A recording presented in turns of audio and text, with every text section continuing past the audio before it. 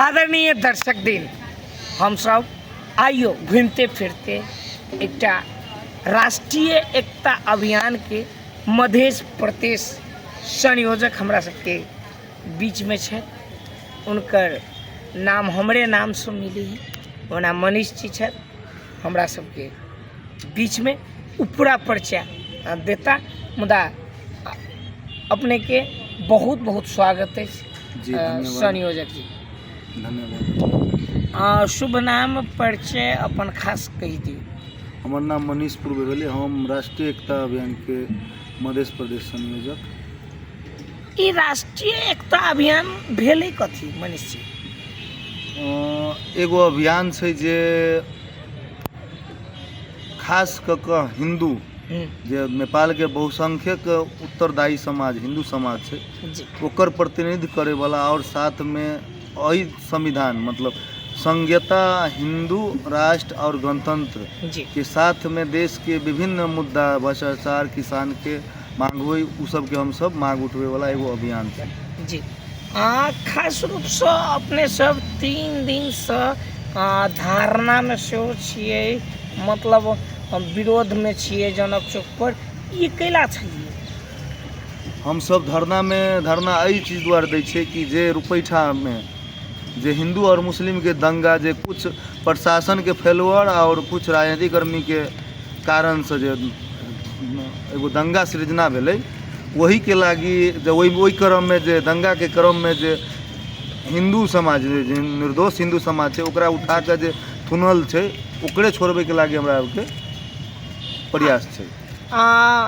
राजेश जी के छोड़ दिल के, बाकी लोग के नहीं छोड़ने अखन तक जी। कुछ लोग के छोड़ देने छै और 10 गोरा पर एक दिन मुद्दा चलल के, फिर तकर बाद 2-3 दिन के बाद में 3 गोरा के फिर 3 गो निर्दोष हिंदू यूक्रेन का मुद्दा चला देने छै। मतलब मोटा मोटी 13 आदमी पर अखन मुद्दा चल रहा जी। 13 गो हिंदू युवा पर मुद्दा चल रहा है। सार्वजनिक मुद्दा है कि कौन मुद्दा? नहीं, आपराधिक उपद्रव के चलौने छै जेमे ओकर संलग्नता नहीं छै से चीज के लागी। तकरा बाद उनका सबके नहीं छोड़ रहा है। अहाँ सब 3 दिन ई धरना के लिए अब आगामी कार्यक्रम की सब कर रहा छे? अहाँ सब एक अभियान में छिए, युवा छिए, देश के कर्मधार छिए, देश के भविष्य छिए, अहाँ सब लगलिए तो एहिमे तो किछ योजना बना के लगल हेबे, अखन नहीं छोड़लकै। तई संबंध में जनकपुर के सीडीओ साहब, धुमसा के सीडीओ साहब, एसपी साहब से बात कर सकलिए अपने सब कि नहीं कर सकलिए? जी बात के लिए, लेकिन ओकरा के एकेटा अथी छै कि हम मुस्लिम समाज कुछो नहीं केने रहे, हम सिर्फ हमरा नज़र में सिर्फ हिंदू मात्र दोषी छै, ओहि द्वारा हम हिंदू के ही पकड़ के मुद्दा चलोगे। जमका एसपी के साहब के से कहा नाम छै? एसपी साहब से कह रहा छथि जी। एसपी साहब से डायरेक्ट अपने के भेंट भेल? डायरेक्ट हमरा नहीं भेट भ के हमर प्रतिनिधि जे गाँव के छै, जे स्थानीय छै, जे जिनकर बच्चा छै, एगो तो 14 वर्ष के बच्चा छै, उनकर पिताजी जाके भेटल रहे, उनका जवाब डायरेक्ट दिल। अपने प्रत्यक्ष नहीं भेटलिए? हमरा से भेटे ला नहीं चाहे छै एसपी साहब, हमरा कहे छै अहाँ विवादित छी। से किया अहाँ राष्ट्रीय अभियान के संयोजक छिए, एना अहाँ पर आरोप कैला लगत? कारण कथी? कैला कि ऐसे पहले हो रुपैठा में खास कर हिंदू मुस्लिम के दंगा भेल रहे जी, जैमे हमर संलग्नता नहीं के बराबर नहीं रहे जी। हम वही दंगा समय में घटना समय में रुपैठा में मौजूद नहीं रही, लेकिन फिर भी हमारा 12 बजे रात में हम कतो रही अफंता लगाल, वही जम से हमारा 12 बजे रात में आतंकवादी शैली में जना एगो आतंकवादी के चारू साइड से घेर के बंदूक तान के उठबै छै तेना हमरा उठा के हमरा मानसिक टॉर्चर द के थुनुआ में रखने रहे 9 दिन तक। अपने में मुद्दा से चल जी। मुद्दा कौन मुद्दा चल रहा? सार्वजनिक मुद्दा अभद्र व्यवहार। और सार्वजनिक मुद्दा अभद्र व्यवहार ई कैला अपने पर चलाबे के कारण की भेले? देखो हमरा तो पकड़ के लगले कि तू हिंदू मुस्लिम के दंगा करबै छी से कह के जी, लेकिन जब मुद्दा भेलै तो हमरा पर चलौलकै प्रहरी के साथ गाली गलौज के मुद्दा। जी। एना कैला ई दुधार चीज कैला? अब से चीज तो हम का प्रशासन से पूछे ला चाहबै ई चीज कैला, जब हम तो प्रहरी प्रशासन के सहयोग क के चले वाला व्यक्ति, जी, लेकिन जब हमरा पकड़े छै तऽ कहै छै तू हिंदू मुस्लिम के भड़कबै दंगा भड़कबै छी, लेकिन जब हमरा लऽ कऽ मुद्दा चलबै छै तऽ हमरा जानकारी होइ छै हम प्रहरी के गाड़ि पड़े के बला हमरा मुद्दा चलबैलकै। ई नहीं बुझाइए जे कतौ ने कतौ प्रशासन से गेम खेल रहा है। जी बिल्कुल गेम खेल रहल छै। एहि जमका प्रहरी खास कऽ के मुस्लिम आयोग के दबाव में चलि रहल छै जी। और जमका जे राजनीतिक कर्मी सब छै खास कऽ के एमाले और कुछ कांग्रेस के जे जीतल प्रतिनिधि सब ओकरा उ सब वोट बैंक के लागी मुस्लिम के बचा के रखल आ हिंदू के दबा के रखल, ओहि के प्रेशर में जमका प्रहरी प्रशासन चलै छै। हम प्रयास करब जिला प्रहरी में सेहो हम बुझ के ओना दोसर दिन एहि विषय पर सेहो उनका से एसपी साहब सी साहब अन्य लोग से बुझब। खास कऽ अहाँ सबके आगामी कार्यक्रम की होतै? अभी फिलहाल में धरना चलते, अगाड़ी विषय बनि रहल छै अनशनो करे के। हाँ, धरना में कते लोग छलिए अहाँ सब? धरना में उहे जेकर सबके धिया पुता पकड़ायल छै आ उहे 2-4 गो गांव के भर बनावे लमसम 50 कोई आसपास। कतऽ छलिए अपने सब धरना? जनक चौक पर। जनक चौक पर जी। कहिया से ई धरना शुरू? ई धरना छै आई तेसर दिन ई धरना चलैया। राष्ट्रीय अभियान के संयोजक जी, खास कऽ अपने से हम बहुत छोट बात करिए, बहुत छोट बात कर रहल छी। मूल्य रूप से ई मिथिला आवाज के माध्यम से जी खास कऽ अपने की कह चाहबै एहिठाम के राजनीतिक कर्मी, एहिठाम के प्रशासन अथवा जे निर्दोष आदमी के पकड़ने छथिन तिनका सबके की कह चाहबै? हम एहिजम का प्रहरी प्रशासन और राजनीतिक कर्मी के खास कर राजनीतिक कर्मी के हम ये कहे ला चाहबै कि जीतल प्रतिनिधि के कि अपने एहिजम का बहुसंख्यक हिंदू समाज के मत पर जीतलिए, ओहि दुआरे एहिजम का बहुसंख्यक हिंदू समाज के सेहो देखे के कोशिश करिए, नहीं तो अपने के भी हाल हमर तो हेबे हेतै, लेकिन अपने के भी हाल उहे हेतै जे अफगानिस्तान में भेल रहे हिंदू के साथ। मूल्य रूप से अपने एकटा अभियान के संयोजक छी राष्ट्रीय अभियान के, तो अहाँ तो विभिन्न विषय पर काम करै छियै, राजनीति पर काम करैत हेबै, संस्कृति पर काम करैत हेबै, समाज में कोनो समस्या होतै तै पर काम करैत हेबै।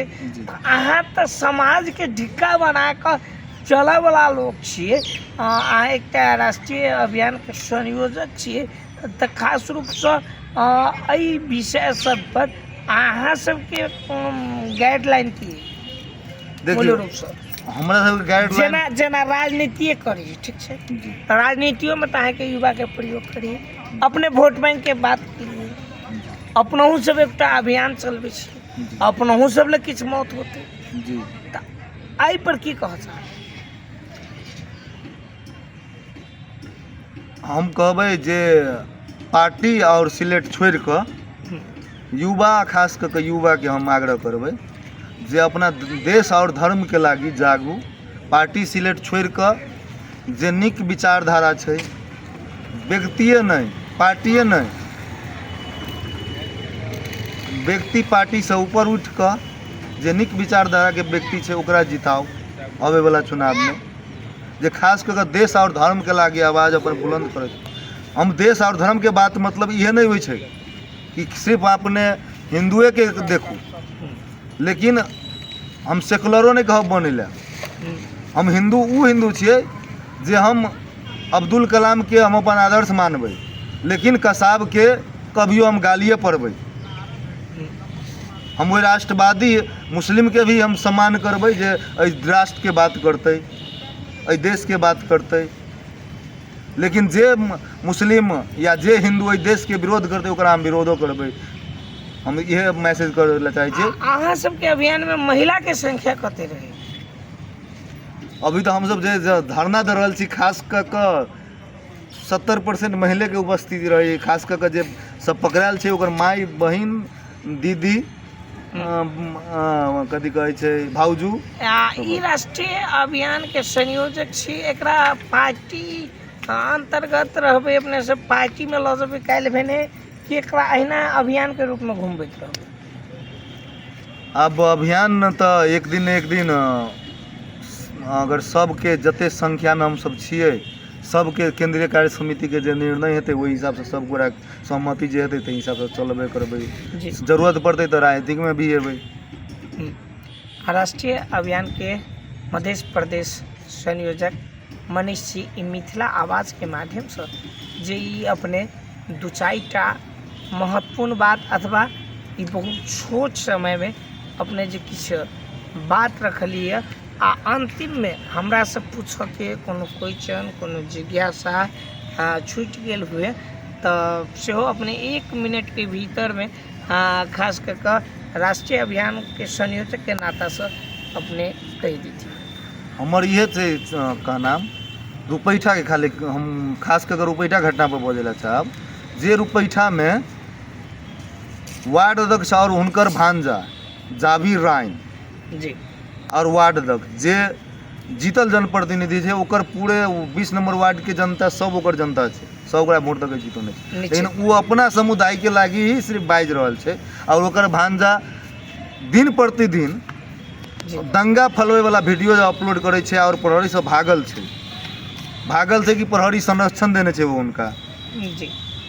तो हम ओकरा के प्रहरी प्रशासन से अतभी हमरा अनुरोध छे कि जाबिर राय और मोती राय कवाड़ी जाए जै के सराहना हिंदू समाज जरूर करते जी।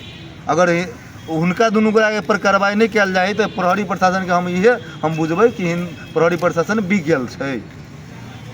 जी बहुत महत्वपूर्ण बात के लिए हम सब राजेश जी से बातचीत करने रहिए तो उनको कहब रहे जब हमारा छोड़ला से नहीं होते जो हिंदू सम्राट सेना के राष्ट्रीय अध्यक्ष रहे उनको से हम बातचीत करने रहिए तो कहने रहते जब हमारा छोड़ला से नहीं होते यही चैनल के माध्यम से वो अपन प्रतिबद्धता देने रहे जे ओहू भाई सबके छोड़े पड़ते अपने जना मनीष जी कहलिए जब मुद्दा चला दिल्क और सबके संबंध में हम सब भीतरी जाकर बुझे के प्रयास करबे। अहाँ सब 3 दिन से धारणा में छी हम सब प्रयास के लिए मीडिया के काज होइ छै अथवा मीडिया के जर्नलिस्ट के काम होइ छै संचारकर्मी के काम होइ छै जे जनता के हित में रह कर काम करी तो ई समाचार हमरा भेटल तो अपने से किछ बात के लिए आरो ई समाचार सब अपने सबके बीच में आदरणीय दर्शक दिन दैत रहब। ई सब कहलखिन जे हम सब धारणा में छी काल्हि से आरो कार्यक्रम सब हेतै बहुत रास कार्यक्रम होते ओहू के संबंध में जानकारी दैत रहब। मुदा राष्ट्रीय अभियान के संयोजक की अपने के बहुत बहुत धन्यवाद जी। अपनों के धन्यवाद। आदरणीय दर्शक दिन ई राष्ट्रीय अभियान के संयोजक मनीष जी छलाह बहुत महत्वपूर्ण बात के लिए हम सब बात के लिए खास करके जे देपरा रुपैठा में भ रहल घटना सब आदरणीय दर्शक दिन खास करके एक दूटा चीज हम मात्र कह साहब जे कहै छी कि देपरा रुपैठा के घटना खत्म भ गेल छै देपरा रुपैठा के घटना सेरा गेल छै लेकिन हमरा जहाँ तक बुझा पड़ैया जेना बात सब आबि रहल छै हमरा नहीं बुझाय जे देपरा रुपैठा के समस्या अखन तक समाधान भेल छै कारण एहि दुआरे जे पकड़ के निर्दोष आदमी सबके अहाँके मुद्दा चला देने छै सेहो कहलखिन मनीष जी बहुत महत्वपूर्ण बात कहलखिन हम सब बहुत जगह बुझे के प्रयास सेहो करब मुदा आइ के लेल एतबे कहैत जय सियाराम। अपने सब देखते रहू मिथिला आवाज हमरा सबके चैनल के सब्सक्राइब करब एकदम नहीं बिसरब और अंतिम में कहब जे हमरा अपने लोकनि वास्तव में हमरा से किछु बुझऽ चाहै छी तो हमर फोन नंबर है 98 जे 24 घंटा उपलब्ध रहत 98 एहि पर अपने सब हमरा फोन कर सके छी संवाद कर सके छी भ सके है हमरो से कोनो मिस्टेक भेल हेतै तो ओकरो ओहि चीज के हम सब सुधारऽ के प्रयास करब। एहि दुआरे ई नंबर हम देलहुँ हम प्रयास करब जे जल्द से जल्द कम से कम ई देपरा रुपैठा वाला जे समस्या है वो समाधान हो। एते कहैत हम मनीष कुमार मैथिल विदा चाहब विदा दिए प्रणाम।